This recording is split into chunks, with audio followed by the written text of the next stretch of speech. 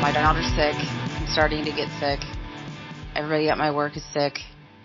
I took my daughter to urgent care, and everyone there was sick. Everyone there was sick, and they were like, it's Darwin's grab bag as to which virus she has. I was like, well, can we check her for strep, because she does strep every year. She does it like it's a choice. She streps every year. She streps every year. What time is it? Let's strep. Woo! And they were like, it's negative. And I was like, does it feel like does you think we should test her for COVID? And they ran through her symptoms. They were like, no, I don't think it's COVID. She's sick. And I was like, cool. So they gave her a shot of steroids, and she felt better, but of course could not sleep. Yeah. She'll sleep for like an hour, and then she gets up, and then she sleeps for an hour, and then she gets up. And yes, she's a teenager, and I don't have to hover, but when you hear your kid getting up, and she'll, like, bless her, she'll go into the kitchen, and she'll get a glass of water, and you'll hear the water, and then you hear her go, and at one point I heard her go, fuck, I just want to sleep, man. I was like, I'm not even going to say anything about the cussing. I'm just going to act like I heard nothing. I felt like it was fair. It was a fair statement. Mm-hmm. So, yeah. So you excited for the interview today? Yes, I am. It's nice. We haven't had an interview since before the show, so this will be good. I'm excited. I'm excited to have somebody who's doing a different type of music than we've been interviewing for like a month or two straight, so that makes me excited. Well, have we ever had an R&B artist? I have, but you weren't with me yet. Well, then it doesn't really count. Whatever. It doesn't count. Okay. You can tell yourself it does, but it doesn't. Okay, cool. So anyway, today we are interviewing the RPL artist, currently known as Viktoria Silk. She has just released her first single, What's Better, under the RLP Records and Publishing moniker. So we're going to talk to her about that and whatever else that pops up. What have you been up to? I'm just going to slip right past that. That was a long pause. I kept waiting, but nothing. You deny me. No, denied, bitch. I've just been working and, got How's the songwriting you were talking about? You had some ideas. Have you been able to work on any of that? No, not really. I haven't. I mean, kind of, but not. I need to sit down again and try it again. And I think if I can ever sit down and do it, I'll probably crank out some stuff. But I need to actually have time to sit down and do it. I keep getting lyric ideas at the most inconvenient times that I can do nothing about. Are you doing that? That's just fucking annoying.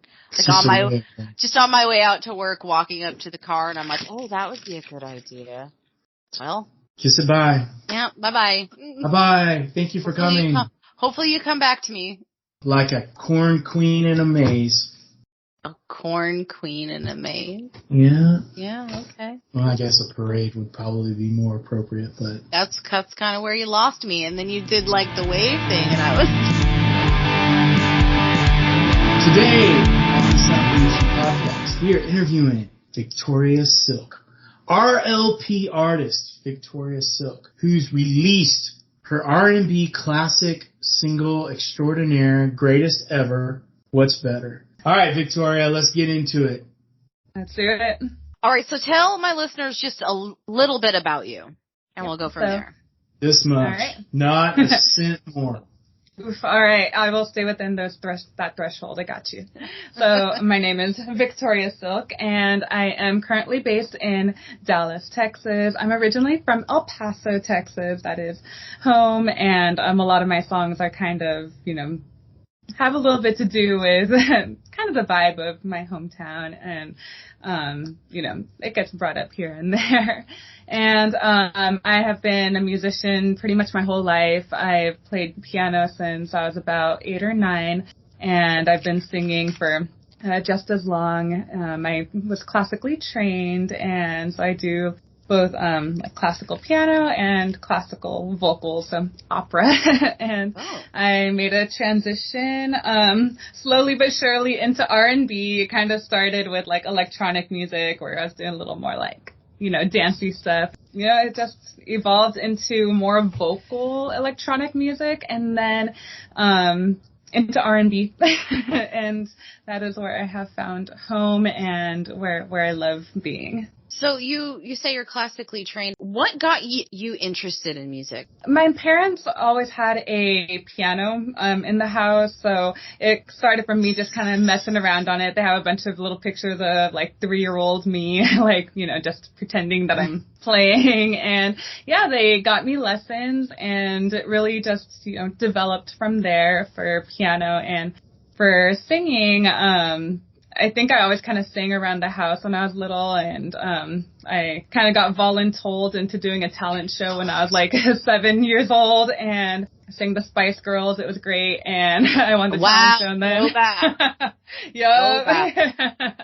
And yeah, I won the talent show, and my mom's like, okay, so it's not just like us thinking that she's cute, like she does like sing pretty good. We should maybe foster this. And yeah. What was the Spice Girls song? So it was I think it's just called like Stop, right? Or Stop Right Now. You know which one? Like, stop right now. Yeah. Thank you very much. Wow. Okay. Early Went up there and did the moves and everything. Oh, you did? That's where it's at. That's where it's at. I like the confidence of 7-year-old Victoria. I needed to get that back. It was great. I think my first talent show was it's a little earlier than that, was like Brandy's I Wanna Be Down. Remember that jam? Anybody? Is it just me? Cool. Too old for me. Brandy, awesome. I wanna be Great. Nobody? Okay. Yeah. What's the jam? I'll give it a listen after. You said you started classical training on the piano at 8 or 9. Why didn't you start sooner, slacker? I should have started at 4. Like, getting in on there with those, Hello, not being able to reach the pedals, like all that kind of stuff, I could have been much further in life had I had started at that age. What is your vocal range technically? Ooh, that is a good question. So I want to say I'm down at like an E3, because we're trying to talk like piano terms, right? Okay, cool. Mm-hmm. So I'm down to like an E3. And I go up on like a good day. I'm like up here at like a G. Oh gosh, don't make me put numbers. I want to say that's a G. G5? No, G4. Right. So you're on a good day though. Like a 2 to 3 octave range. Hopefully. Yeah, I'll give it a solid 2 and a couple. So there are wider ranges out there, but I'm proud of my range, and I feel like it's very strong within them 2 octaves. Well, two's nothing to laugh at, because I've got like a 3-note range when I sing, so there you go. There are people with one note. But you're a very good guitar player, Brent, so. There you go. I can't play guitar for shit, so you're a step ahead of me. Speaking of instruments, is piano the only instrument that you play currently? I strum on guitar. Like, I don't want to call myself a guitar player, because I am not, I'm not at the caliber of a lot of guitarists. But you can, I can strum enough, strum enough to write. Yeah, exactly. Yeah. I can strum enough to write. I could read like the tabs.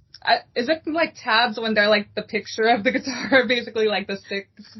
Okay, so yeah, I could read those for chord. Yeah, it's just the chords. Yeah, tab is a whole nother layout, and it's like science within itself. It is. Let's talk about your brand new single, What's Better. Tell us the story behind that song. Yeah. So, in a nutshell, What's Better is a song that is about wanting someone, and it's kind of a situation where the feeling is mutual, like you both have a vibe going on, and in this situation that like I'm kind of referring to in my head in my own experience, it's like somebody that it wasn't like a one-time thing where like I had seen them and I'm like connection or anything, but like somebody that I would see like somebody I would see fairly often, like at parties or like at like get-togethers, and I don't know, the chemistry was there, and for whatever reason, like just nothing ended up happening, and so it's kind of in the back of my head where I'm just like, how would it have been like with them? And then, you know, I'm not talking about like a whole like relationship or anything, but, you know, just. Are you talking about the for lack nasty? of a better word? Are you talking about the nasty? I am. Yep. Oh, I was wrong. Yeah. I was like, no, never. Never mind. Get it, girl. Yeah, so that is exactly what it is about is, yeah, you just kind of like wanted to know what it's like. And, you know, the lyric where I'm kind of talking about like, you know, I don't want to fire. Like, I don't want this to turn into a whole thing. I just want to, you know, get a little high on this. And like, that's it. And then, you know, later lyric I talk about, I just want to take you for a test drive. Like a trial. So, you know, that's the best line. And I'm just like, and I don't want to buy. I just want to take you for a test drive. So, yeah, you know, I try to word things where it's not like straight up, like. Right. But, you know, I like using little hints and little, you know. I knew you were saying something inappropriate as soon as you started singing. I was like, this is going to my home. Yeah, to my safe place. I try to make it, you know, safe enough to like listen in public where like, you know, old ladies aren't going to look at you and be like, but they're going to be like, I get it, you know? Yeah. I was going to ask about that song. I probably know a little bit more about it than Renelle may know about it because I know some of the people she was working with. So my question is the final version of it that was released is different than the original version that I heard. So my question is, like, it was like, shorter than the first version of it. Was that done to make it more radio friendly? You know, because radio only wants your songs to be between like 2 and 3 minutes, and it's like if it goes over that, they're like eject, you know, or they do their own. They do their own sampling of it, you know, and take out I think it's cool. Yeah, take out like a verse or two. Yeah. But no, I actually, I kind of want to compare the two side by side because honestly, I think the version that, the final version is actually slightly longer by like seconds because we didn't have to cut out any lyrics, any verses, any like chorus repeats. You know, the very like beginning where it has that like lowered like why is it better thing that wasn't there before, so that added like a couple seconds. But yeah, I have to compare the two because now I'm curious if there was like a time change. I just thought it was interesting. I thought it would be cool. Now we know what the final one is released, and then you can like go back because you also do studio work, so you could actually go in and do like another version of it and re-release that. Right? Yeah, and actually, you could remix it. Yep, and I would even dare to say that you know, between the version that like that you may have heard and this, you know, the final release, those two are fairly similar in vibe, but this song is actually from like 2017. It's an older song, and it was when I was kind of in finding my R&B style and I was kind of still in the electronic world. And the original, I did like a little mixtape and I like pulled it like a couple months after because I thought all the songs could be better. And so the original is like a little bit dubsteppy, like it gets a little like, it has some like crazy drops where like I bring in a really like gritty, like bassy synthesizer and just like go wild on the chorus. So, you know, that is a much different version of it, but essentially it's the same chords, the same lyrics, everything, just like a different approach. I also wanted to give a shout out to you on that song because it has an old school R&B vibe to me. Actually, both the songs we're going to talk about too, but this one more so.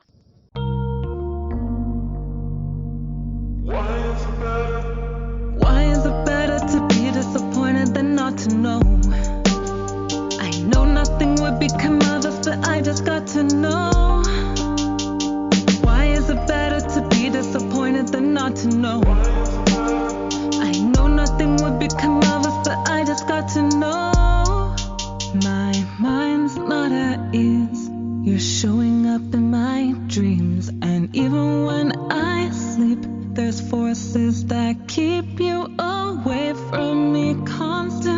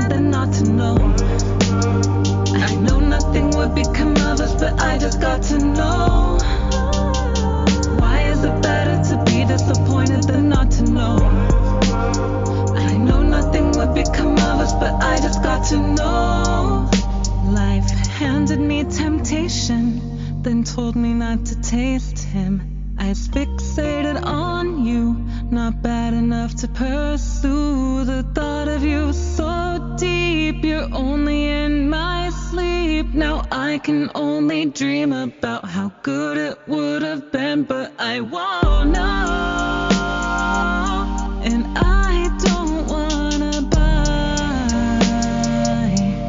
I just wanna take you on a test drive, a trial of your right to see if all the hype I imagined was right. Never touched that flesh, but I felt us connect.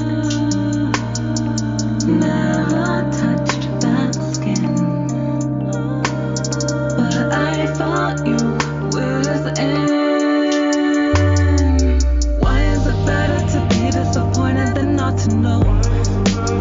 I know nothing would become of us, but I just got to know. Why is it better to be disappointed than not to know? I know nothing would become of us, but I just got to know. Why is it better to be disappointed than not to know? I gotta know. I know nothing would become of us, but I just got to know. Why is it better to be disappointed than not to know? Lose control. I know nothing would become of us, but I just got to know.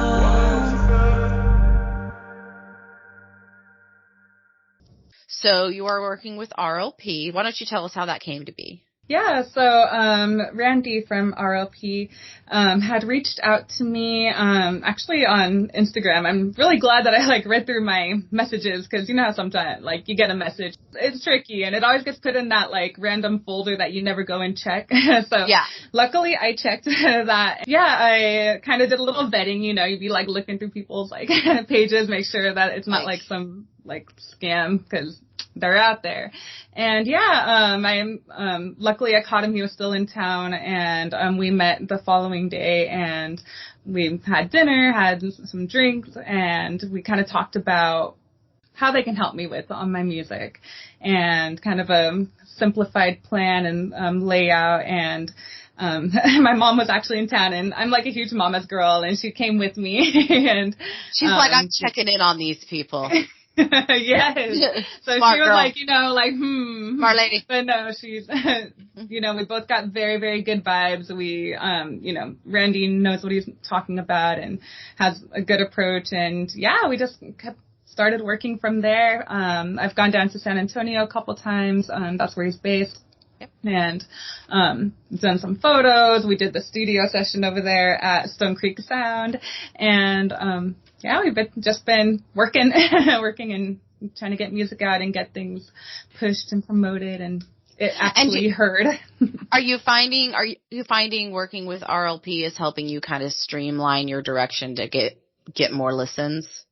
Yes, I do. I think that it brings a sense of professionalism to all of my stuff. I've been very DIY up until this point, and I enjoy having my hands in everything. I've always kind of been one to try and do it all myself, because I know that I have control of that. Yeah. So it's really nice to not have to DIY now that I'm not doing it all. I'm not having to try to figure out the album cover and editing it and putting together posts all on my own. I have a little bit of that guidance there, and there's just so much background stuff that I didn't even think of until so sort of freeing you up to write more and focus more. Yeah, if I get to be more the musician and kind of stay in the more creative side of things, and it's been really nice. I didn't know how much I liked it until I was able to do it. You're here we go. Exactly. It was all very utility. It was just I was doing it because I had to, and it was fun. But now, I don't have to, and I can just make music and present it and be I hope this is good. I like working with Randy too. He's nice. Very excited about music in general. Because my style is way different than yours, but when I talk to him, what he says is pretty good across. I mean, I've heard him talk to a lot of people about different music styles, and he's pretty good at figuring out what's going on. And then when he asks questions, you know, he goes and finds a person that knows what they're talking about, you know, because I talk with him a lot about my career too, you know, and he's like, well, you shouldn't really look like that, or, you know, you need to do this, or He does not. no, we've had talks where he was like, He's like, stop being an old man. yeah, More like a style thing, and yes, constructive criticism. So I did this show in Bandera, and I was like, so this is what all I thought was wrong, and he goes, well, to be honest with you, you need to look better.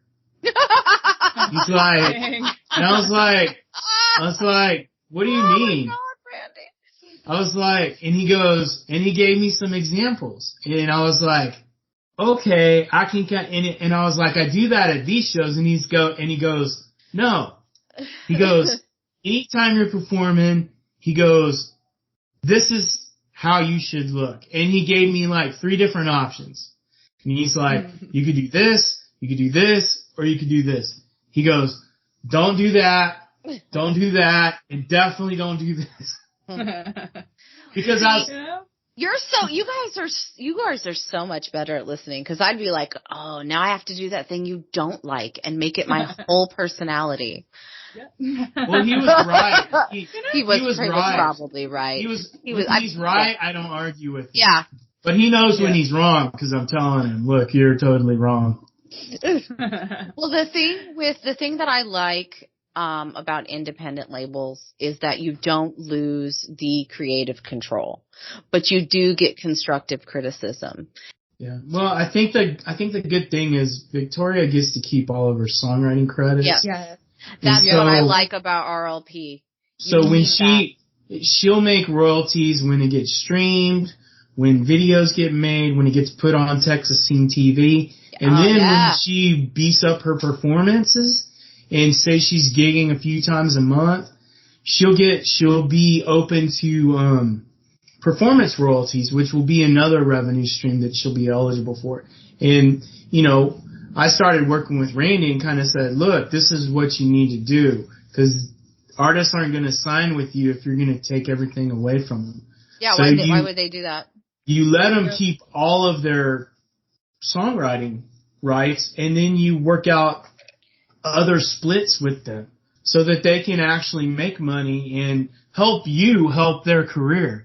Because that's the thing that some people don't get is, even if you're on a record deal, you have to have your own money to make things work, even if you're Guns N' Roses, because they have to pay back all that money, you know, and they got a gigantic up front, you know, but then they had to pay it back. Let's talk about All Night. I think me and Brent agreed before the interview started that this is our favorite of the 2. So we can't wait for you to release that as a single. I think that would be a great idea, just my opinion. Again, it has that old school vibe. I really like the beat on this song, and I love how you dropped that guitar solo in there. Yeah, so that was not my guitar solo. So this song was actually a collaboration, and it was kind of released independently, so it'd be cool to see. I don't know how that all works in the background to be able to release it like with RLP. But it was a song about, I want to say towards the beginning of the pandemic. One of my friends, Paul Rice Jr., he's the one who did the instrumentals for this song. He reached out to me and sent the instrumentals, and he was like, hey, like, I think you would sound good on this, like, you know, if you could try and write something. And so, I ended up writing it, and I think I wrote it in like 2 days because I kind of was like procrastinating, and I'm like, I will get that to you within a couple weeks. I got you. And then a couple weeks came up, and I'm like, shit. So, I like just went into the studio and I started writing, and it just came really naturally. The song is super like groovy. It's a really cool vibe. And, I sent the first draft over, and we made a couple of little adjustments, mainly to the singing style. because a lot of my stuff is a little bit more like airy and like, you know, a little fluffier. So he was like, put a little more like into it. And I was like, okay. And so I'm so happy with how it came out. That one is definitely a big favorite. Whenever I play it out or show anybody, it definitely has a different vibe than some of my other songs, but I would love to do more like it. I think we're going to do kind of like a remix version of it where it's a little bit like more like 80s. And so hopefully that becomes a thing still. He kind of sent me a rough draft of it, and I'm like, that's so cool. Excited. So, yeah. So Paul needs to meet Randy. Yes. Because I'm just saying. Are the songwriter splits on that 50-50, or how did y'all work that out? Yeah, so pretty much all of my songs I do 50-50 with either the producer that made the beat or in this case, I mean, he was the producer and it's a beat / instrumental. But yeah, I don't know. I feel like whenever I collaborate with a producer, you know, anyone who does the instrumentals, it's like, I feel like it's an even split because they worked hard on this instrumental and this beat, and without it, then I wouldn't have anything to sing on. And so, you know, it's a whole collaborative process. You know, there are some beats that I've like, you know, bought on like BeatStars where it's like, you know, certain licensing, but a lot of them, I just am friends with these amazing producers, or I've like met them either online or in real life, and we just made a song together, and I feel like, you know, it should be, you know, half and half because we both put our time and our heart, and without each other, the song wouldn't have been made. I like both the songs, but All Night was more up-tempo, and so I think I wasn't expecting that. A lot of your stuff is kind of smooth, you know what I'm saying? Yeah. Where it's like, it's kind of silky, you know, it's kind of, kind of flowy. And this one is kind of a little more, I don't know, rough. You know, it's a little more, the up-tempo with it really helps out a lot. And I thought, oh, that's interesting. And your voice, you change your voice depending on the song you are too. And so your vocals were different, and I enjoyed that too. And it shows, just listening to the two songs, What's Better and All Night, you can really tell how much flexibility you have in your voice, but there's still, you have room to grow too. Mm. Yeah. So I think that's kind of cool, because I think what you'll be doing in 5 years, you'll still have, you know, that swagger that you have, but I think your range is going to open up even more as you start pushing your boundaries. I think that's pretty exciting about that. And that's what I saw in the dichotomy of the two songs. Just, because they're really different in my opinion. I mean, I know, I know they're kind of in the same, they're close to being in the same genre, but at the same time, they're pretty different. So that was exciting to me to see how, I think you're going to get more diverse, and I think that's going to be really cool as you really begin to push the limits of your vocals. For sure. I mean, even with What's Better, when I had gone to the studio, I did have a little bit more of kind of the smoother vocals going into it, and that's kind of how like the demo I sent was. And the vocal producer that was there, he was amazing. He really brought out like a different like tone in my voice to where it had a lot more clarity, like more brightness, with still maintaining its kind of like smoothness. And it was like a whole vocal lesson, like during that session. Like it wasn't just like recording the song. It was like improving my voice, and like what we did there, I'm carrying on to like my practices now. And like my writing now, I really liked the sound that they got out of me, honestly, at the studio, and I'm gonna foster that and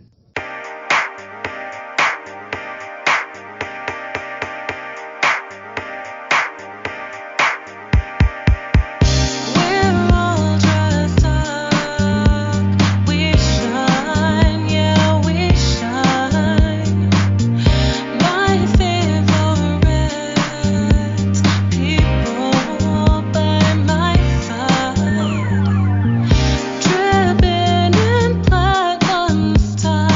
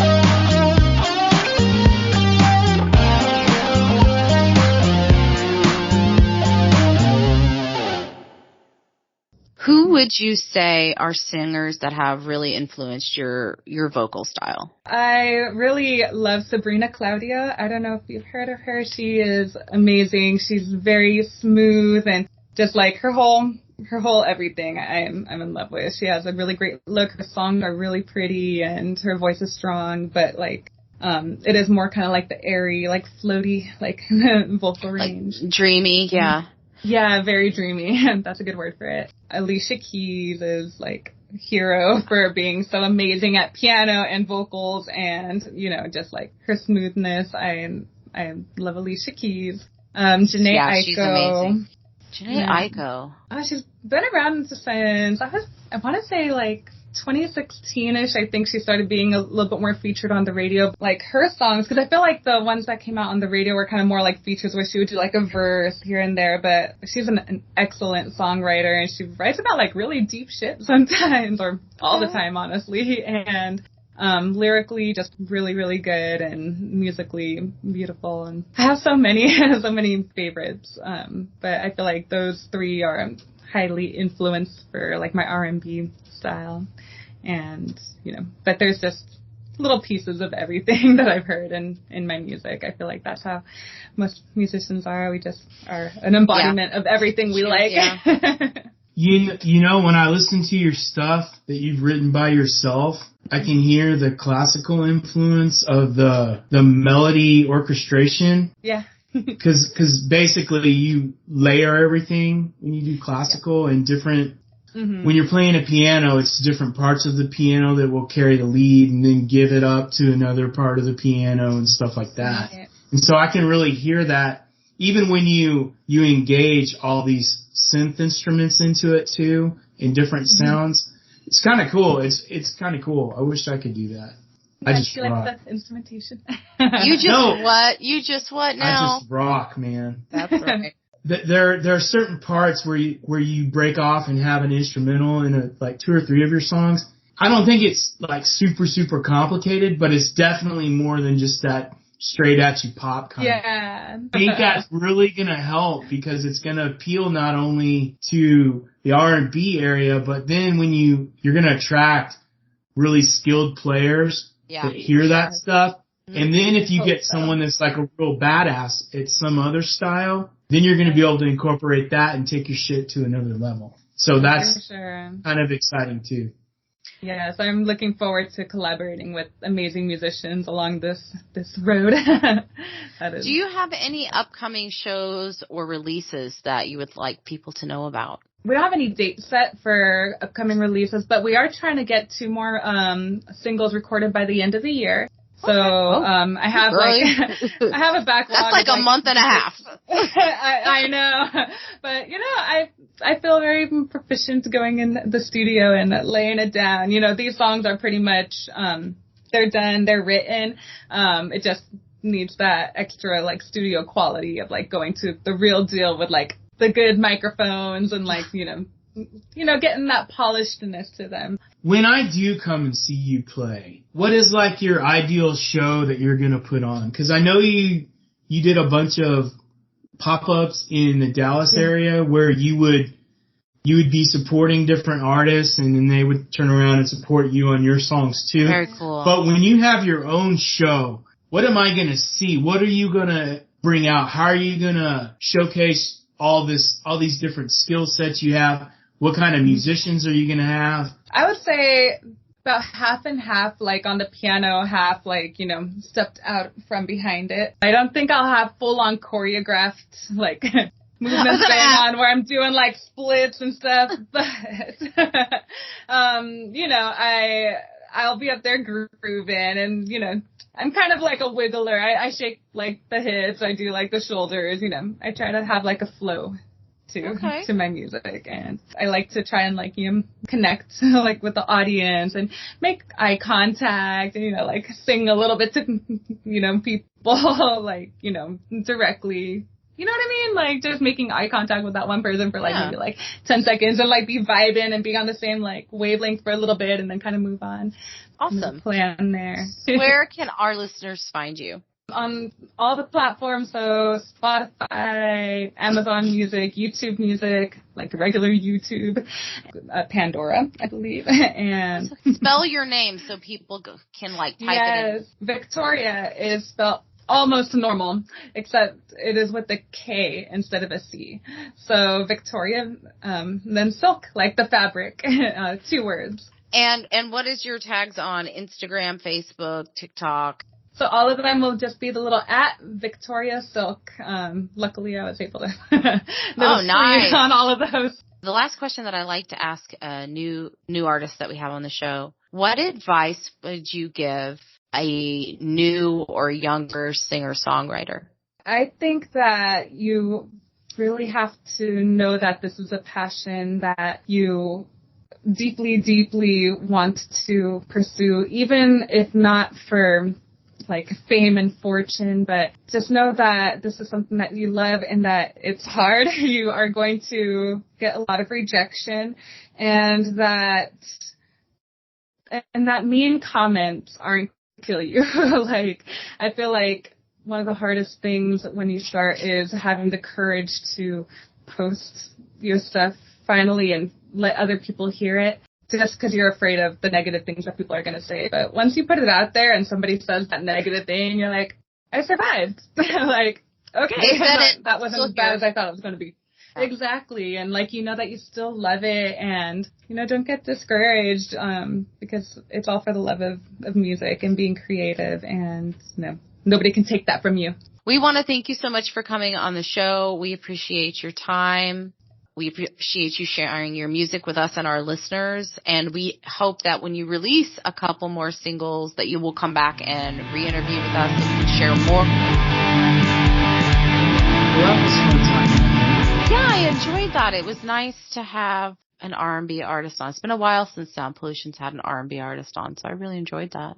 I thought it was like she's really light and airy, you know? I mean, it's upbeat, and I think I like that because some of our artists are, you know, like me, which are kind of curmudgeon-y and stuff, you know, and so they're fun to talk to. Curmudgeon.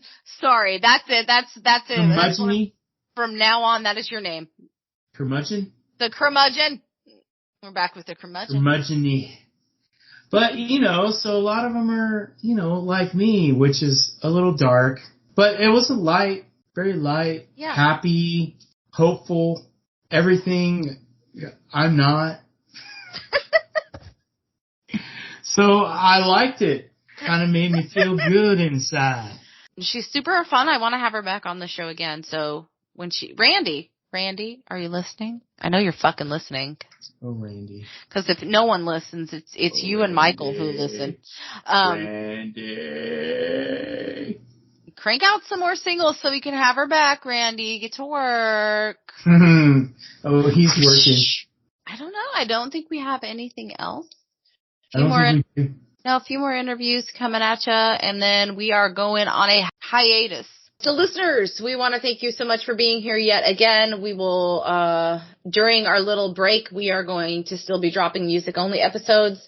So you will still you will still hear us, but it will just be you'll get a little break, which, you know, if I need a break for myself, I think you need a break from me. Thank you all for joining us today. Remember, you can find us online, Sound Pollution Podcast. Download us, subscribe us, like us, heart us.